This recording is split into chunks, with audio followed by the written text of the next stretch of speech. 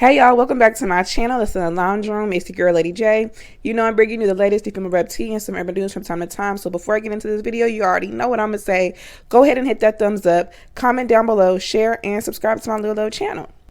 So let's get right into it. Tyga released his new single called Freaky Deaky featuring Doja Cat along with the visuals, and I did watch the video and the video was cute. Nothing over the top or anything spectacular like that, but it was cute. The song was a head bop, even though I feel like Tyga could have came a little bit harder.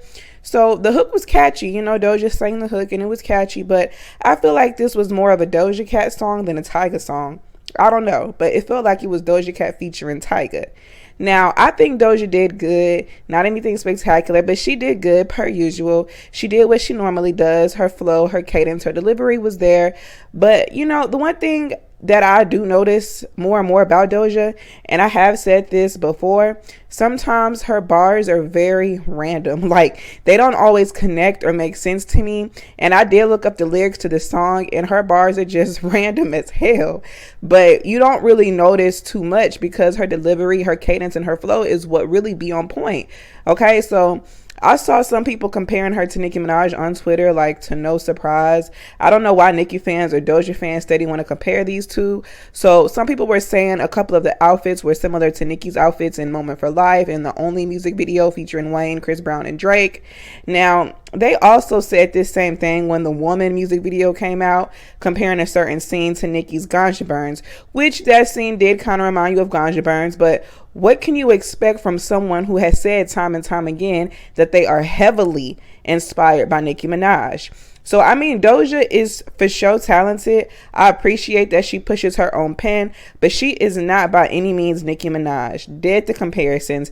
There will be times Doja is inspired by the queen, just like the rest of these rap girls are. Like I said before, at least she can admit to it. So you guys let me know your thoughts on that.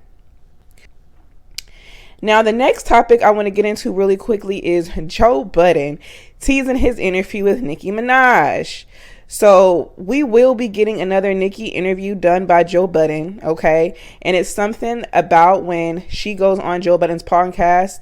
I just feel like we are going to get some juicy information, some TikTok sounds, and infamous comebacks and sayings, because these two are alphas in one room. And I actually love when Joe and Nicki get together for an interview.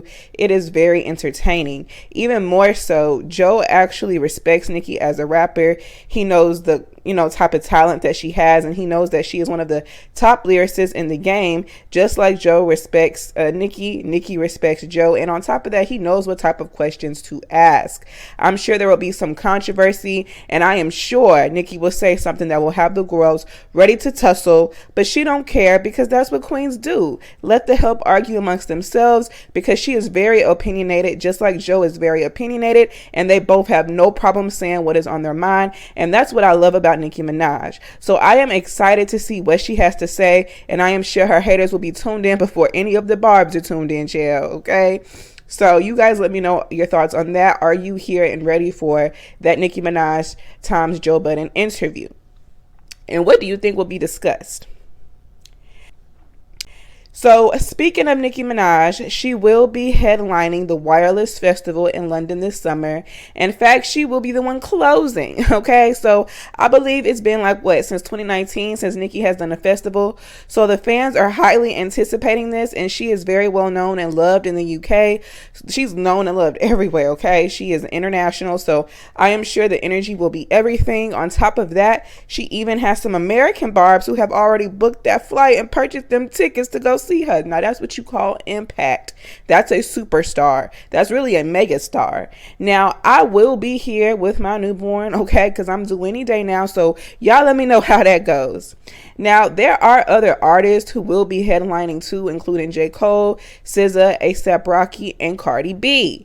Now, out of curiosity, I'm just curious, is this the show that Cardi was bragging about getting paid $2 million for as the reason as to why she should be considered a rap superstar? because that message thread she shared on Twitter the other day, it was for a show in July. Even though she marked some of the text messages out, it was for a show in July, and this festival is in July. And in the messages with her agent, I'm assuming it was her agent, said that the offer was for $2.3 million for 2 days or 2 shows. And Cardi responded and asked each, as in she want to know if she getting $2.3 million per show or each day. And the $2.3 million is what she was actually getting total, because her agent said it was a little over $1 million per show. So her doing the 2 days was a grand total of $2.3 million. And of course, she'll probably have to pay whoever she needs to pay, because, you know, she's with Atlantic. She has a deal with Atlantic, and they're going to get their cut. So I don't think Cardi should have let it be known how much she getting paid to do this show. She is the only one who has let it be known how much she's getting paid to do this show.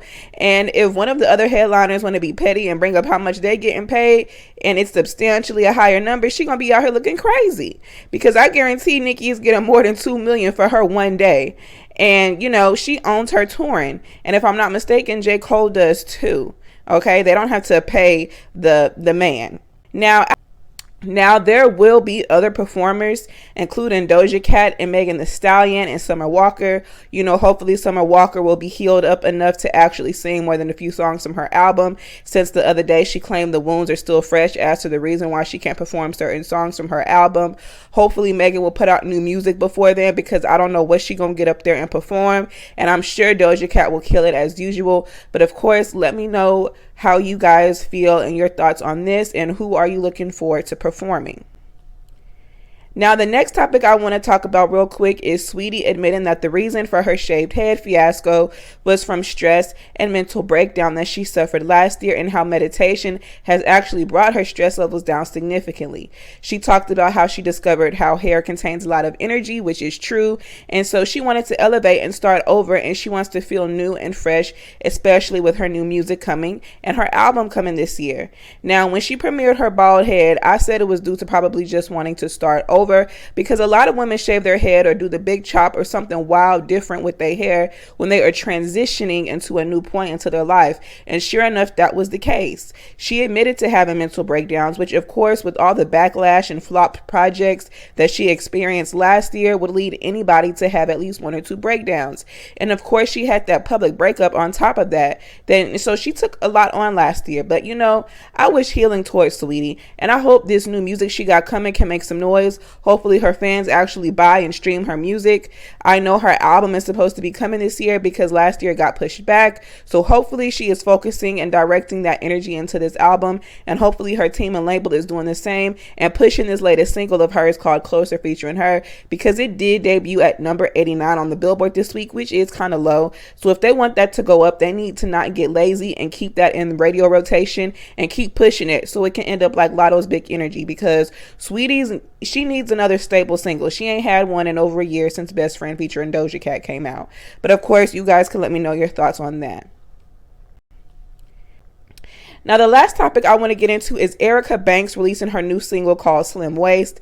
Now, her flow was amazing per usual. I love that Erica can change her flow multiple times, and her bars were there. Her bars are always there, even though I get tired of the coochie talk, okay? Now, this song is definitely not a song that I think she should be pushing or anything, and I don't really think she has any intention on pushing this as a lead single or anything like that, but it's a nice little TikTok bop, something I'm sure these girls will shake their BBL to. Now, after releasing this song, Erica had tweeted this: "I'm the best female rapper in 2022, argue with your supportive homegirl." Like Erica in my Sin Santana voice. You know better than that, Erica. I know confidence is key and it's everything, and you can switch your flow up, but you must have wanted to make the blogs posting something like this, okay? Don't get me wrong, Erica Banks is definitely talented, and it's a shame she doesn't get the push she deserves. I wish she got more of a push, but the best rapper in 2022, no ma'am. I'm gonna need you to hand me your plate, boo, okay? And then she's shading somebody at that, telling them to argue with their supportive homegirl. Like, just put a name on that, okay? okay? But it's sad that her single dropped almost 24 hours ago and she can't even pull in 30K views. But Ruby Rose dropped this trash new single the same time and pulling in almost 200K views. And Erica is way more talented than Ruby. Now, I'm not trying to come for Ruby because I like her and that little last mixtape that she did. But Ruby has to step it up when it comes to talent, because I'm sure it was mostly men from her OnlyFans tuning in to the way she teased that eating that banana. So Erica, it's good to have confidence, but it's not good to make yourself look crazy. But of course, you guys can let me know your thoughts on that. So remember to let me know your thoughts on this topic below, and remember to keep it cute in my comments. This is my commentary and my opinion. You can let me know yours below. I look forward to reading your thoughts. Don't forget to give this video that thumbs up and hit that subscribe button, and lounge with your girl on all socials at Lady J Lounge Room. I will see you in the next video, fam.